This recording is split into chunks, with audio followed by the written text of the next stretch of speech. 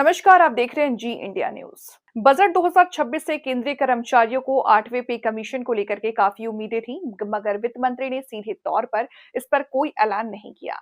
Report है कि इसी साल इसे लागू किया जाएगा, लेकिन बजट 2026 में व्यय को लेकर ऐसा डाटा सामने आया है जिससे ये अनुमान लगाया जा रहा है कि हो सकता है कि 8वें पे कमीशन इस साल भी लटक जाए। दरअसल सरकार ने बजट में पूरे आगामी खर्च के बारे में ब्यौरा दिया, जिसमें सरकार की ओर से स्थापना व्यय यानी एस्टेब्लिशमेंट खर्च का भी डेटा जारी किया गया, जो कि वित्त वर्ष 2026-27 के लिए करीब 8,24,114 करोड़ रुपए हैं और वो बीते वर्ष करीब 7,82,701 के मुकाबले 41,413 करोड़ ज्यादा है। क्योंकि सरकार का इतना पैसा नई नियुक्ति और डीए देने में भी खर्च हो सकता है। साथ ही सरकार ने 8वें पे कमीशन के लिए कुछ अलग से बजट नहीं बताया है। ऐसे में यह अनुमान लगाया जा रहा है कि इस वित्त वर्ष में 8वें पे कमीशन के लागू होने की राह मुश्किल हो सकती है।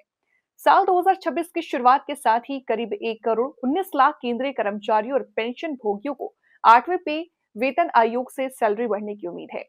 सभी जानना चाहते हैं कि बढ़ी हुई सैलरी का मैसेज आखिर कब आएगा। महंगाई बढ़ने के कारण फिटमेंट फैक्टर में सुधार की मांग भी तेज है, लेकिन हकीकत यह है कि सैलरी बढ़ने में अभी वक्त लग सकता है। सरकार ने 15 जनवरी 2025 को 8वें वेतन आयोग की गठन की घोषणा जरूर कर दी है, लेकिन इसके बाद प्रक्रिया काफी धीमी रही। करीब 10 महीने बाद 28 अक्टूबर 2025 को इसका आधिकारिक गजट नोटिफिकेशन आया। नोटिफिकेशन में साफ लिखा है कि आयोग को अपनी रिपोर्ट देने के लिए 18 महीने का समय मिलेगा। अगर अक्टूबर 2025 से 18 महीने जोड़े तो आयोग की रिपोर्ट जुलाई 2027 तक आने की संभावना बनती है। रिपोर्ट आने के बाद सरकार को उस पर फैसला लेने और लागू करने में भी कुछ समय लगेगा। इसीलिए सैलरी बढ़ोतरी का वास्तविक लाभ 2027 के मध्य या 2028 की शुरुआत से ही मिलने की उम्मीद की जा सकती है।